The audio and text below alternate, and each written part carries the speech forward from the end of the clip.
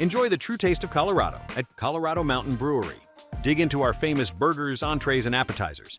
Then kick back on our scenic Mountain View patios and pair it all with one of our award-winning craft beers. Reserve your table at cmbrew.com.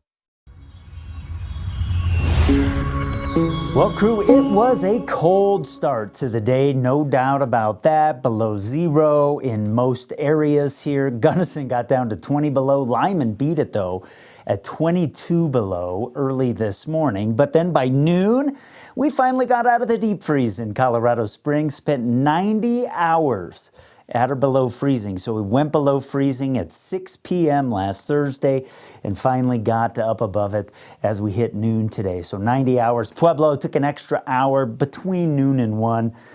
We got up above freezing there, so 91 hours in the Arctic chill. Daytime highs today were in the 40s and 50s for most areas, although Gunnison, that cold air's trapped on the valley floor, only made it into the teens. Alamosa did a little bit better, but 30s and 40s out there for many, many locations, and so that felt good with quite a bit of sunshine as well, although we did have some breezes. You're going to get that when you swap out air masses. There were some gusty spots too.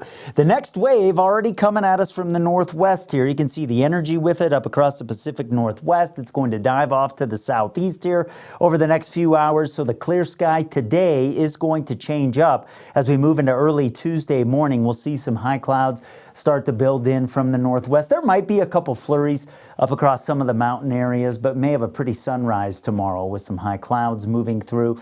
This system technically will drag a little cold front through the area. We won't really notice it much. Now, the gusty spots we had today, there were some areas that had over 40-mile-per-hour wind along the eastern slopes of the mountains.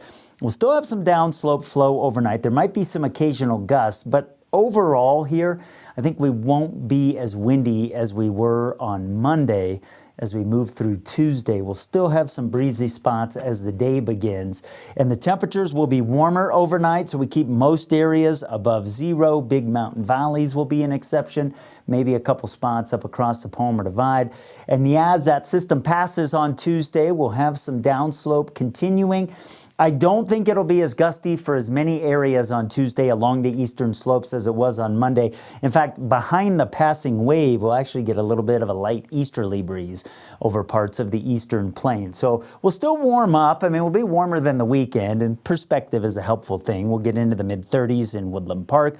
We'll see quite a few 40s across the plains. I think 50s tougher to come by tomorrow. Best chance of doing that will be in Canyon City, and we'll be in the 30s and 40s over the mountains. That passing wave should get Gunnison out of the teens like we had on Monday. So pretty decent day on the way here, and certainly quieter and warmer than what we had over the weekend.